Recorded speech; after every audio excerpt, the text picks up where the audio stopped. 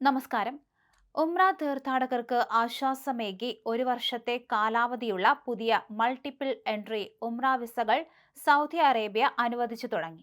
Visa കാലാവധിക്കുള്ളിൽ പലതവണ രാജ്യത്തേക്ക് പ്രവേശിക്കാനും ആകെ 90 ദിവസം വരെ തങ്ങാനും തീർത്ഥാടകർക്ക് അനുമതിയുണ്ടെന്ന് സൗദി പ്രസ് ഏജൻസി റിപ്പോർട്ട് ചെയ്തു. സൗദി വിഷൻ 2030ന്റെയും പിൽഗ്രീം എക്സ്പീരിയൻസ് പ്രോഗ്രാമിന്റെയും ലക്ഷ്യങ്ങൾക്ക് അനുസൃതമായി തീർത്ഥാടകരുടെ വരവ് കൂടുതൽ സുഗമമാക്കുന്നതിനും സേവനങ്ങൾ മെച്ചപ്പെടുത്തുന്നതിനുമാണ് പുതിയ വിസ സംവിധാനം ഏർപ്പാടാക്കിയിരിക്കുന്നതെന്ന് സൗദി ഹജ്ജ് ഉംറ മന്ത്രാലയം അറിയിച്ചു.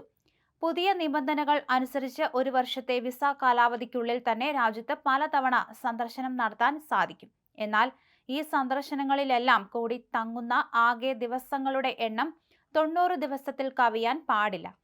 ഓരോ സന്ദർശനത്തിന് മുൻപും തീർത്ഥാടകർ നുസുക് പ്ലാറ്റ്ഫോം വഴി അംഗീകൃത സേവന ദാതാക്കളിൽ നിന്ന് നിർബന്ധമായും ഒരു സർവീസ് പാക്കേജ് മുൻകൂട്ടി ബുക്ക് ചെയ്തിരിക്കണം.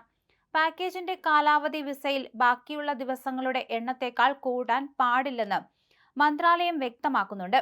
കൂടാതെ സൗദി അറേബ്യയിലേക്ക് പുറപ്പെടുന്നതിന് മുൻപായി നുസുക് ആപ്ലിക്കേഷൻ വഴി തീർത്ഥാടകർ ഉംറ പെർമിറ്റും കരസ്ഥമാക്കേണ്ടതുണ്ട്. തീർത്ഥാടകർ സൗദി അറേബ്യയിൽ നിന്ന് പുറത്തു പോകുന്നതോടെ വിസ സ്റ്റാറ്റസ് സ്വയം നിർജീവമാകും. അടുത്ത സന്ദർശനത്തിനായി ആവശ്യമായ എല്ലാ നിയമപരമായ മാനദണ്ഡങ്ങളും പൂർത്തിയാക്കുമ്പോൾ മാത്രമേ വിസ വീണ്ടും സജീവമാകുകയുള്ളൂവെന്നും മന്ത്രാലയം വിശദീകരിച്ചു. ഹജ്ജ് സീസണിൽ ഈ പുതിയ മൾട്ടിപ്പിൾ എൻട്രി വിസ ഉപയോഗിക്കാൻ അനുമതി ഉണ്ടായിരിക്കില്ല. ദുൽഖഅദ് 1 മുതൽ ദുൽഹജ്ജ് 13 വരെയുള്ള കാലയളവിൽ വിസയുടെ സേവനം ലഭ്യമല്ല.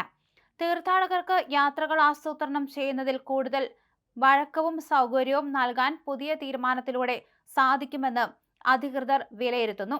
ഡിജിറ്റൽ പ്രവർത്തന മേഖലകളിലെ സേവനങ്ങൾ ഒരുപോലെ ഏകോപിപ്പിക്കാൻ ഇത് സഹായിക്കുകയും ചെയ്യും.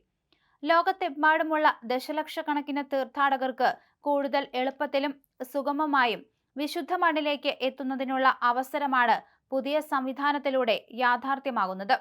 തീർത്ഥാടന രംഗത്തെ അടിസ്ഥാന സൗകര്യങ്ങൾ മെച്ചപ്പെടുത്തുന്നതിനും ഡിജിറ്റലൈസേഷൻ വർദ്ധിപ്പിക്കുന്നതിനുമായി സൗദി അറേബ്യ നടപ്പിലാക്കി വരുന്ന വലിയ പദ്ധതികളുടെ ഭാഗമാണ് ഈ നീക്കം.